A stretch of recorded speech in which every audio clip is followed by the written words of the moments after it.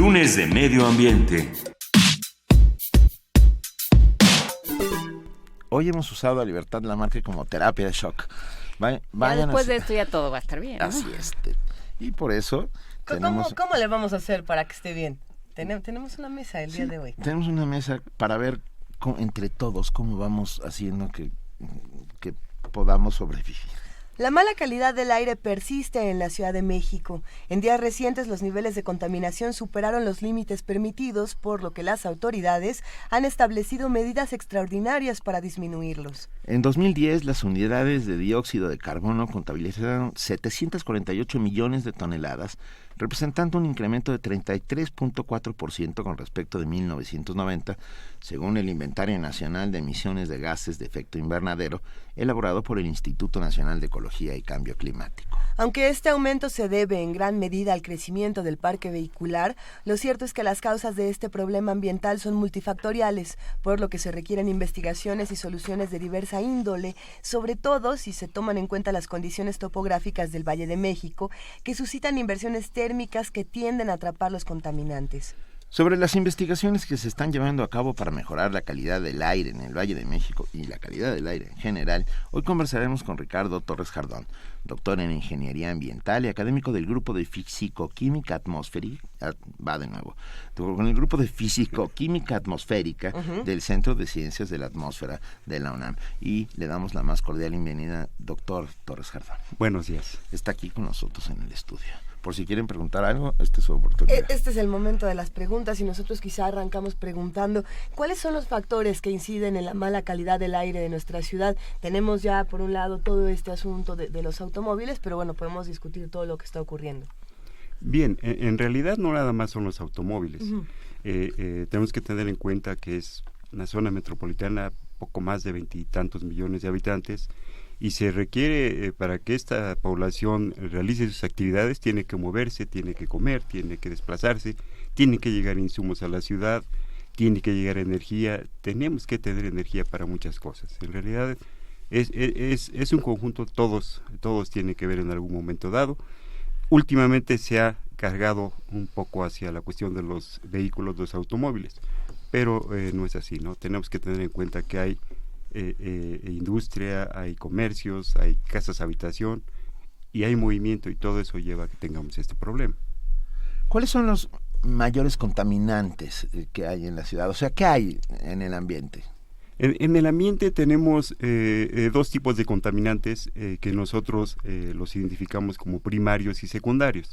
Los primarios son todos aquellos que son emitidos por alguna fuente, el escape de automóviles, escape de camiones, escape de chimeneas de fábricas, incluso la combustión de gas doméstico en casas habitación genera contaminación, aunque no lo veamos de esa manera. Esos son los que llamamos primarios, pero hay el más importante y quizás el problema más fuerte ahora en la Ciudad de México son los secundarios, como el ozono, aerosoles secundarios, que no son emitidos por ninguna fuente, sino que se producen a raíz de la reacción de todos estos contaminantes que denominé primarios, que con la luz del sol se activan y nos llevan a que tengamos este tipo de problema, del cual el ozono es el que tiene actualmente el primer lugar, desafortunadamente. Se hablaba mucho, de la capa de ozono que está por sobre la atmósfera y que tiene algunos agujeros ya, ¿no? Graves. Bien, pero este ozono, hay que recordar que ese ozono es bueno. Son ozonos distintos. No, la molécula es la misma. Okay. Es la misma molécula, solo que a esa altitud, en la estratosfera, ese ozono es bueno porque de alguna manera atrapa o retiene una longitud de onda de rayos ultravioleta que si llegaran a la superficie serían mortales para la vida. Ese es el ozono bueno y se produce por causas naturales desde hace mucho tiempo. Pero el ozono malo, que es la misma molécula, la producimos a partir de las emisiones antropogénicas a nivel superficie. Es la misma molécula, nada más que arriba es buena y abajo es mala. Pero ¿cómo lo producimos? Perdón, doctor, para tener idea, estamos así, yo no tengo ni idea. ¿Yo produzco ozono?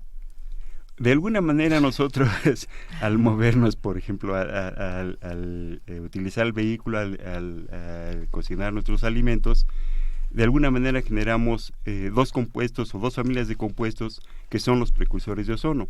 Estos son los óxidos de nitrógeno, vamos a dejarlo así para no complicarnos en fórmulas químicas, y otros son los compuestos orgánicos volátiles o hidrocarburos. Estos dos compuestos son los precursores de ozono. Al recibir la radiación solar se activan y empiezan a formar ozono como parte de sus reacciones químicas. Entonces es ahí a donde tenemos que enfocar el control a estos dos precursores. ¿Y cómo se controlan esos precursores? O sea, ¿cuáles son las medidas que se pueden tomar? Hay varias medidas. El problema de la química atmosférica asociada es muy compleja. Créanme que sigue siendo un problema no nada más para la Ciudad de México, en otras ciudades también. Tenemos que ser muy cuidadosos y selectivos hacia qué fuente de emisión en particular hay que controlar, porque no todos los hidrocarburos tienen el mismo potencial de formar ozono. Y es un problema que aquí en México ha tardado mucho en que,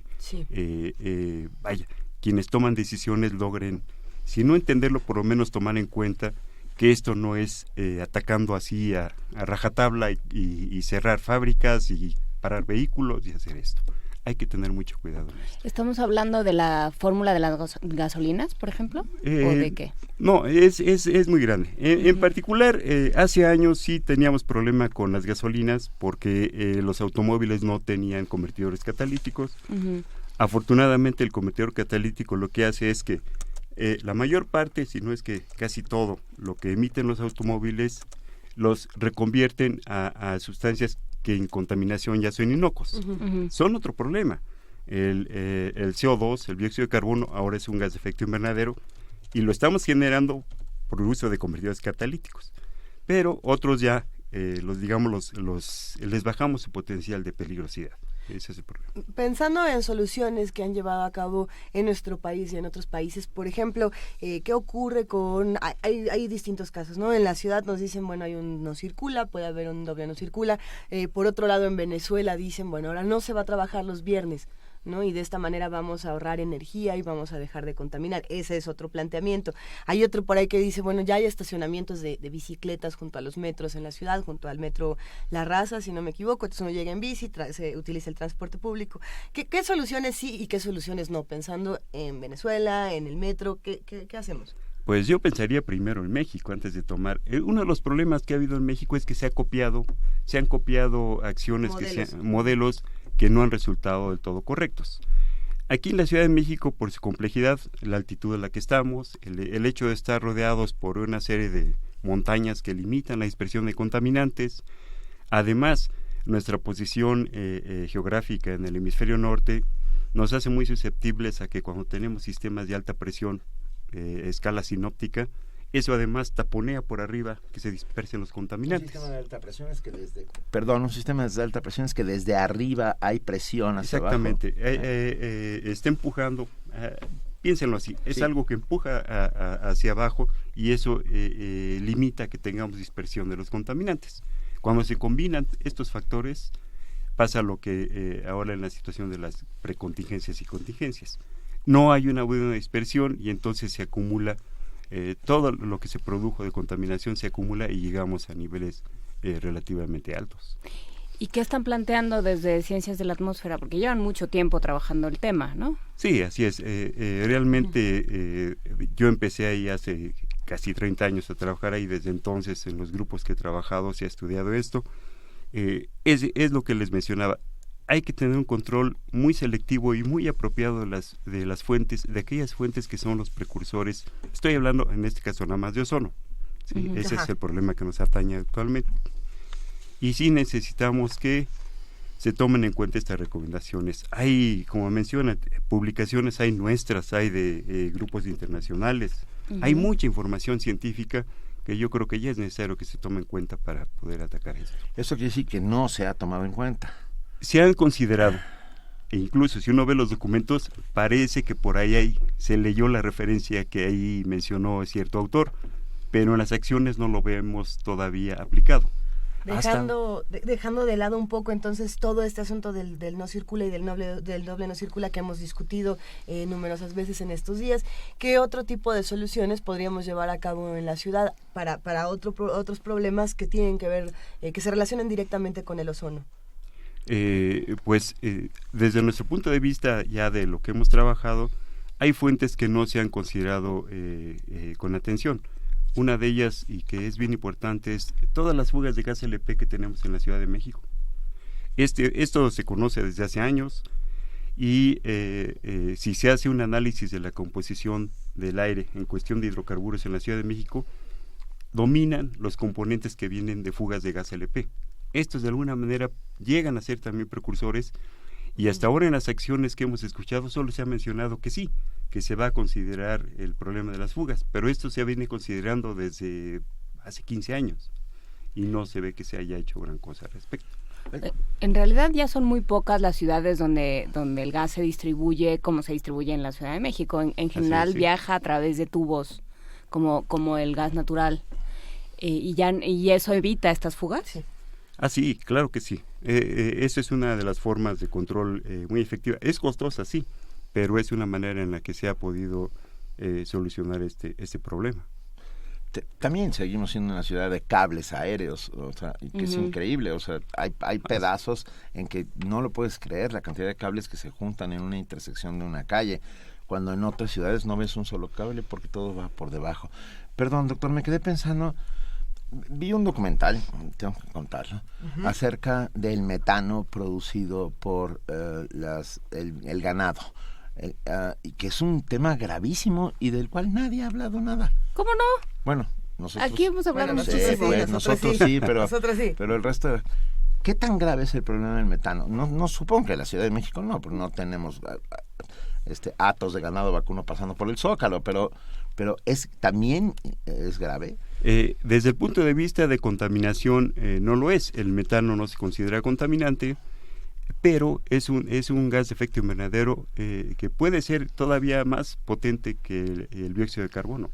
Ver, entonces es otra situación. ¿Cómo es esta división entre los gases contaminantes o los gases de efecto invernadero y los gases de efecto invernadero? ¿Cuál es la diferencia? En general ustedes encontrarán muchas definiciones, pero así agrupándolas, haciendo un resumen, un contaminante puede ser gas, puede ser partícula, que por arriba de los niveles que naturalmente se pueden encontrar en el mundo, pueden tener un efecto en la salud, ya sea en la vegetación o en algún otro tipo de bien. Y a partir de ahí se han definido, incluso la ley así los define, contaminantes criterio, que estos son el monóxido de carbono, el dióxido de azufre, el dióxido de nitrógeno, es el ozono, partículas y plomo, que todavía se sigue considerando como un contaminante, aunque ya actualmente ya no tenemos esos niveles. Porque hay estudios que respaldan que estos tienen efecto a corto y largo plazo. Sin embargo, otros gases no se consideran contaminantes porque aún por arriba del nivel natural no se observan efectos a corto ni a largo plazo. Esa es la razón por la cual se han separado. Pero se han identificado esos gases que se llaman de efecto invernadero porque tienen el poder de ya sea provocar el calentamiento, que aumente la temperatura a nivel de la superficie. Otros pueden incluso enfriarlo, pero en general esa es la división que nos lleva a que tengamos estas dos cuestiones. Hace unos días, con esta fase 1 de contingencia ambiental, se habló, de este doble, ¿no? Círculo reforzado, etcétera, etcétera, y entre algunas de las medidas tomadas en esos momentos, se hablaba del cierre de gasolineras que no tuvieran estos sistemas de recuperación de gases. Así es. Mi pregunta es, ¿esas gasolineras no deberían estar cerradas todo el tiempo? O sea, ¿no deberían operar siempre con el sistema de recuperación de gases? Es una de las cuestiones que nosotros hemos planteado ahí en el Centro de Ciencias de la Atmósfera. Cuando se declara la contingencia es porque ya rebasamos lo que no deberíamos haber alcanzado. Estas acciones, como se menciona, debería haber un control y una vigilancia efectiva de que estas gasolineras tuvieran ese sistema. Eso es desde el principio, ¿sí? O no pudieran operar. Pues en principio deben tenerla porque hasta donde tengo entendido, para darles esa concesión deben tener los sistemas instalados, hasta donde tengo entendido. Pero ¿quién verifica que en verdad lo estén teniendo? Ahora con esta cuestión de la ley de hidrocarburos, al parecer hasta que no entre ya se haya las modificaciones necesarias para que esta ley actúe, parece que no hay una autoridad así que sea la que es responsable de estar vigilando esta situación. Entonces, hay un desorden legal en el respecto que es difícil todavía. Un desorden legal que nos va a matar. Desafortunadamente, O sea, esperemos que no, o sea, vamos a ver qué hacemos para que no suceda. Hay se plantean muchas soluciones, ¿no? Y en estas discusiones que además comenzamos a tener todos los días con todo tipo de personas, salen muchas propuestas, ¿no? Hay quienes dicen, a ver, podríamos quitar todo el parque vehicular y poner solo coches eléctricos, ¿no? Eso es una idea. Y en lugar de usar gas, vamos a usar todos calentadores eléctricos.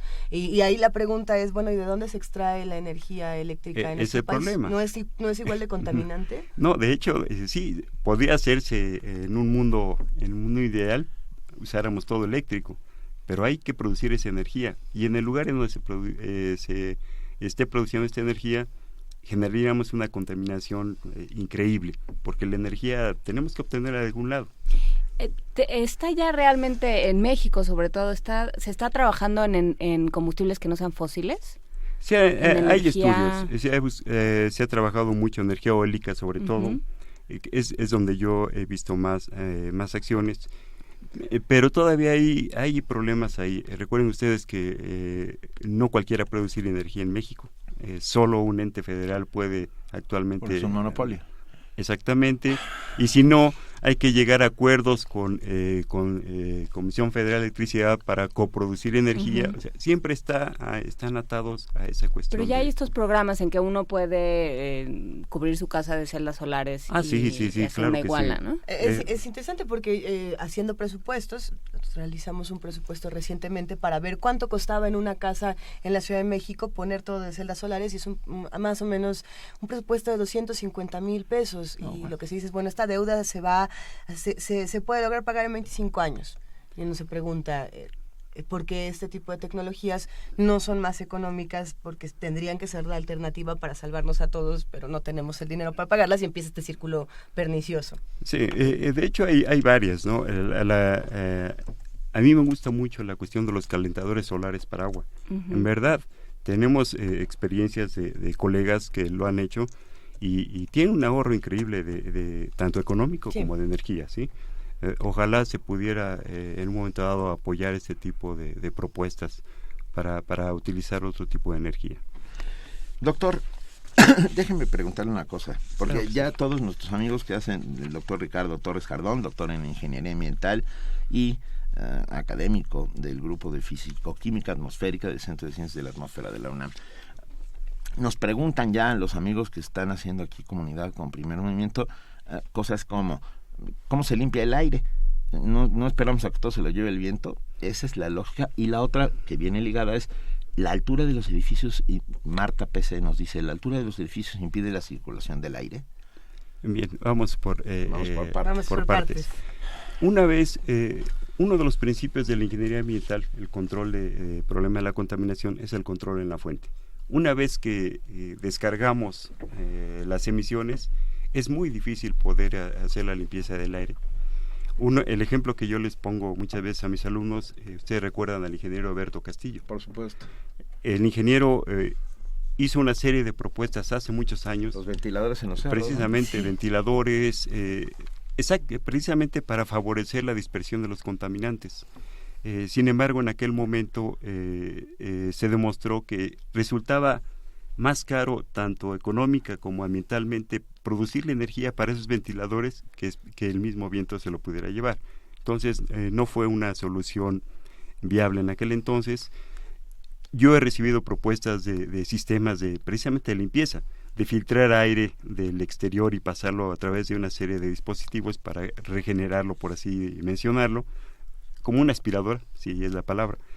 Y nuevamente, cuando hacemos el cálculo de cuánta contaminación generaríamos para poder tener la energía suficiente para mover esto, sería prácticamente imposible. Entonces, tratando de hacer un brevísimo resumen de lo que hemos platicado en esta mesa, podemos pensar que el gas LP y el uso del automóvil son dos partes fundamentales en este asunto del ozono, sobre todo el gas LP en el caso del ozono y en el caso de la contaminación. No nomás el gas LP, tenemos, ya lo vimos, evaporaciones de gasolinas, tenemos el gas LP, tenemos emisiones también de automóviles que no tienen un buen control de emisión. Tenemos el problema todavía del transporte de carga, que es federal, son placas federales, ustedes lo han visto, y resulta que la jurisdicción que controla sus emisiones es la Secretaría de Comunicaciones y Transportes, que hasta ahora yo no he visto que haya levantado la mano y haya dicho, aquí estamos para solucionar ese problema. Como le digo, son muchas fuentes. Incluso, aunque no lo crean, las mismas plantas emiten hidrocarburos, pero los emiten naturalmente y alguien ha propuesto por ahí, pues vamos a talar todos los árboles de la Ciudad de México y por con eso están haciendo eso en la ciudad, esa era la propuesta, ¿verdad? Sí, es un problema complejo. La manera en que se resuelve esto es utilizando modelos complejos matemáticos, que afortunadamente los tenemos ahí en el Centro de Ciencia de la Atmósfera, mis colegas los saben aplicar ya bien, y con esta información se juega, como vamos a decir, si reducimos este sector, ¿qué pasa? Si ahora cambiamos y ahora le proponemos tanto por ciento que este sector reduzca emisiones y este sector tanto, es la manera en que se proponen las estrategias de control. Doctor, tengo la impresión, no sé, que es una mezcla de modelos complejos matemáticos y voluntades políticas. Completamente de acuerdo. Y sin voluntad política, por más complejos matemáticos, por más sistemas matemáticos complejos que tengamos, no va a suceder nada. ¿Ustedes tienen propuestas concretas que hayan hecho a la autoridad? ¿Se ha acercado a la autoridad a hablar con ustedes? O más bien, eso es más importante. Hasta ahora parece que ya hay acercamientos. Hemos tenido ya acercamientos hacia el trabajo que estamos haciendo, y como les mencionaba, en el ámbito académico científico nosotros publicamos en revistas y estas revistas pues son de carácter internacional la mayor parte de las veces, y desde hace ya 10 años habíamos propuesto que el control del ozono en la Ciudad de México tiene que ser apoyado con una reducción en las emisiones de hidrocarburos. Pero esto está, les digo, hace 10 años. Y han pasado el tiempo y han surgido nuevas publicaciones que refuerzan esto y surge, y nada más no veíamos que se tomara esto como ejemplo para poder redirigir las nuevas estrategias. Todo el mundo pregunta lo mismo, y yo también. ¿Por qué no están ustedes dentro de la comisión? ¿Por qué no está Ciencias de la Atmósfera, o sea, los verdaderos especialistas en la Comisión Ambiental? Tengo entendido que ya se formó un grupo de académicos de la UNAM y que ya fueron invitados. Espero que me inviten a mí. Por favor. En algún momento dado. Ahí les hablan, si nos están escuchando. Y pues para poder participar, porque sí, la gente que yo conocí, que ha trabajado por años esto, yo no los he visto que les hayan llamado. Ojalá pueda abrirse esto hacia todo el mundo, que hemos trabajado en esto, no que de pronto salen expertos por todos lados, ¿no? Como pasa siempre. Eso es Ahora, pregunta, no como especialista, no como académico, sino como ciudadano. ¿Qué hacemos los de a pie? ¿Podemos hacer algo? ¿Ir con un abanico dispersando contaminantes? No lo sé. ¿Qué podemos hacer? Yo lo que veo es minimizar el consumo excesivo de energía tontamente. ¿Sí? Si podemos caminar para llegar a desplazarnos a algún lado, vamos a usarlo, evitar usar el automóvil. Si estamos en casa y podemos calentar algo y no dejar que el fuego esté prendido todo el tiempo en la estufa, adelante. Acabar con los regaderazos de 20 minutos y volverlos un poco más breves. Todo eso, todo lo que lleve a minimizar el desperdicio que actualmente se tiene, finalmente va a llevar a algún buen resultado. Yo trato de hacerlo, ojalá todos tratemos de hacerlo de esa manera, y tratar de apoyarnos todos, porque también pasa esto, ¿no? Muchas veces uno va solo en un automóvil hacia algún lado cuando sabe que pudiera quizás llevar otras 2 personas, una persona más. O sea, minimizar todo el consumo de energía que sea posible. Y pensando en una suerte de reflexión final, doctor Ricardo Torres Jardón, ¿qué podemos pensar de lo que nos han dejado las reformas en estos últimos meses, en estos últimos años? Pensemos en la reforma energética y todo lo que se planteaba y dónde estamos ahora. ¿Hay alguna relación? ¿Ninguna relación? ¿Se tomó en cuenta todo esto que platicamos del tipo de energía, de la energía solar, del consumo de distintos contaminantes? ¿Qué podemos ver? Realmente desconozco mucho de esta ley que mencionas. Lo que sí sé en el ámbito que me toca es que sí ha habido muchos problemas para implementar este tipo de acciones hacia las gasolineras. Es increíble, ¿no? La manera en que se ha hecho todo tan lento que no podemos ver todavía cuándo va a poderse tener un reglamento de control hacia emisiones evaporativas de gasolinas, que no nomás atañe a la Ciudad de México. En la Ciudad de México, afortunadamente, tenemos un sistema de monitoreo extraordinario, muy bueno, pero si ustedes salen a provincia, vayan a la ciudad de Guadalajara, a Monterrey, tienen problemas quizás peores que la Ciudad de México, pero como no tienen la difusión de nuestra ciudad, pues nada más están esperando a ver qué hacemos nosotros para ver ellos después que toman en cuenta. Mire, doctor, una pregunta que más bien cae en territorio de la salud, pero que la vamos a hacer. Claudia Guerrero, ¿por qué recomiendan quedarse dentro de las casas cuando hay elevada contaminación si el aire que está afuera o dentro de las casas es el mismo?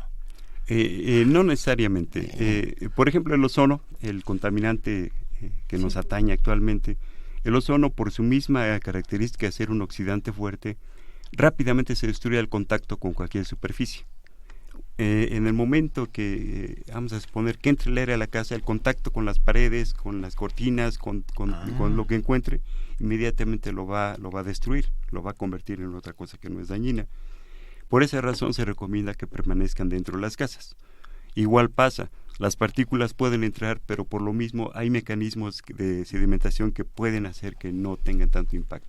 En realidad, pero hay una cosa, muchas veces hay contaminantes como los óxidos de nitrógeno que al revés pueden ser más altos dentro de la casa que afuera, porque se utiliza algún combustible para hacer la cocción de los alimentos.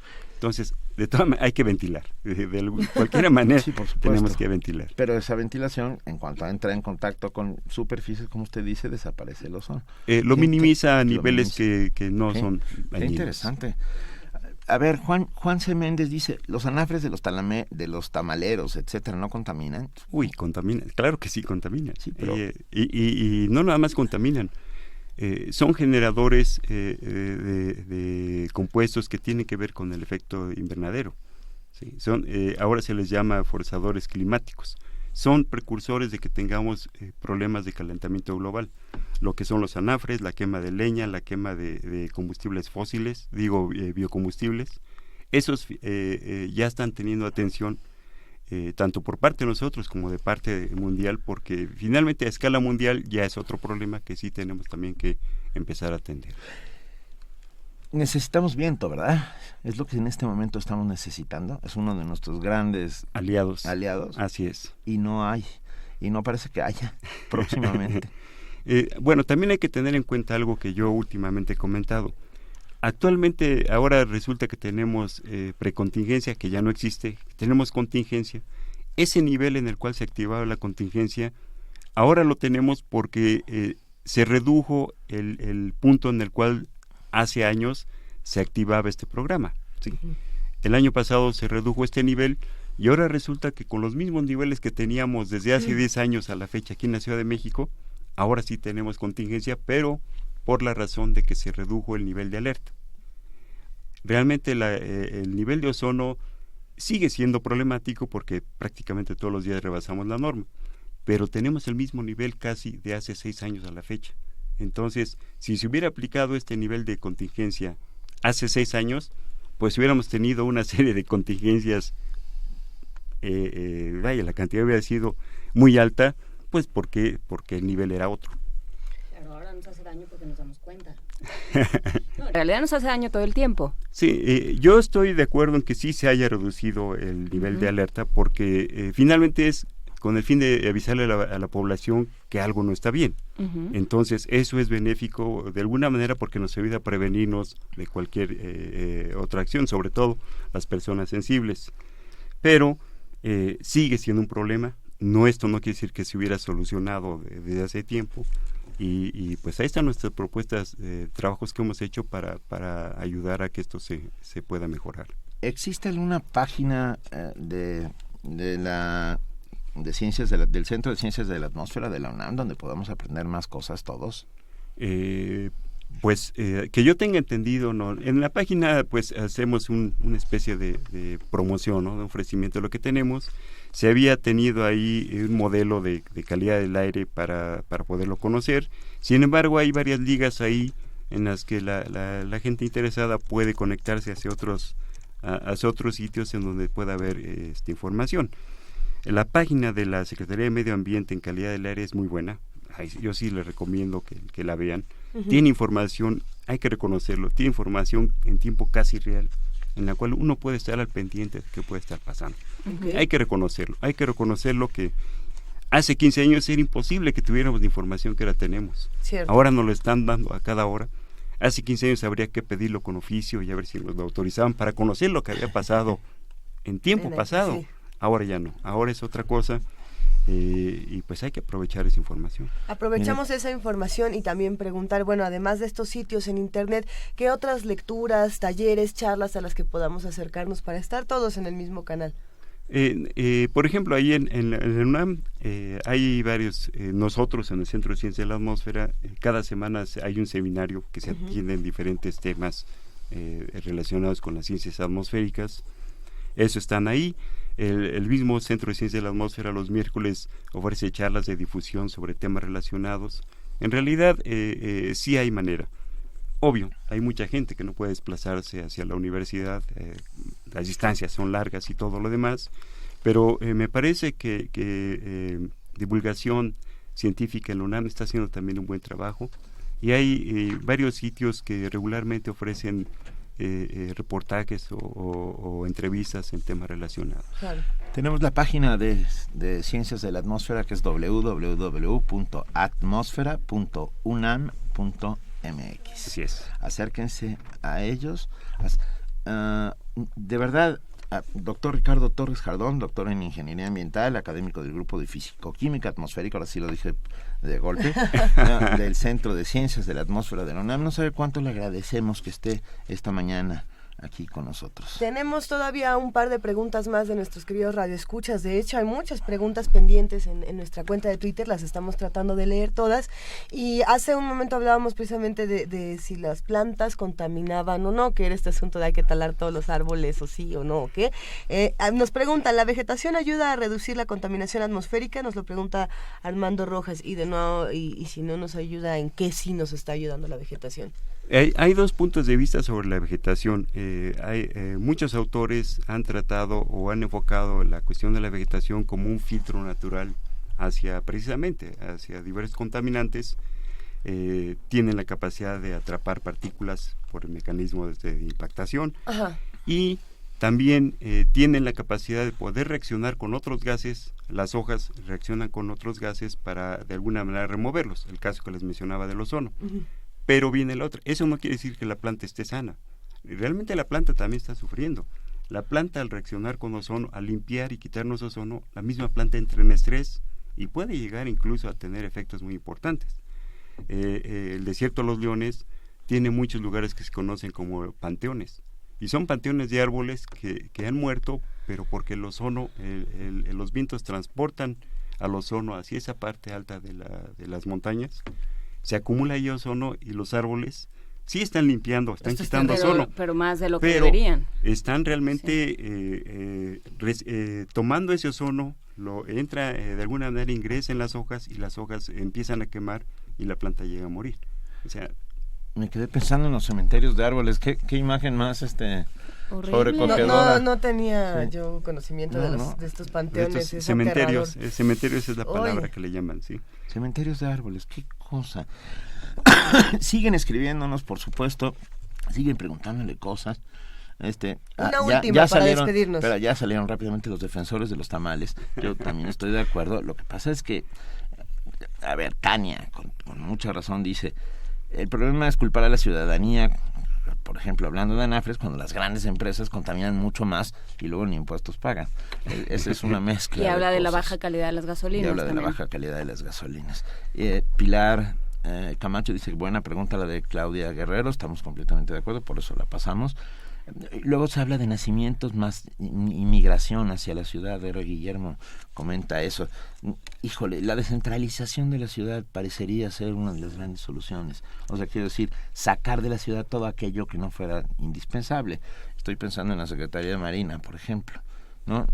Tener una Secretaría de la Marina en un lugar donde la costa más cercana está a 400 kilómetros, sí, así es. No tiene ningún sentido. Sí, en realidad hay muchos aspectos de las preguntas que mencionan ahí que sí las podríamos contestar. Me llamó la atención de la calidad de las gasolinas. En realidad, la calidad de las gasolinas respecto al punto de vista de combustión no es mala. Sí. Tenemos convertidor catalítico que limpia lo que sacamos, pero seguimos utilizando un aditivo que es metilterbutil-éter, que produce otro compuesto que se llama formaldehído, y ese formaldehído ayuda a que tengamos más ozono. Y seguimos teniendo ese aditivo en la ciudad, en uso en gasolinas en México. ¿Podemos repetir su nombre? Metilterbutil-éter. No sabemos por qué todavía se utiliza. Ahí tendríamos que involucrar ahora a Pemex y nos metemos en otro problema. Entonces, un problema del que vamos a hablar más adelante en el programa, porque el día de hoy también vamos a platicar de Pemex con Salvador Camarena, pero se quedan muchas preguntas pendientes de nuestros radioescuchas, se quedan muchas discusiones, doctor Ricardo Torres Jardón. Si le parece bien, por favor, vuelva pronto y sigamos platicando, porque todos vamos a seguir viviendo en esta ciudad y vamos a discutir cómo rescatarla. Con mucho gusto. No sé cuánto le agradecemos haber estado esta mañana con nosotros. Es un gusto para mí. Un enorme abrazo.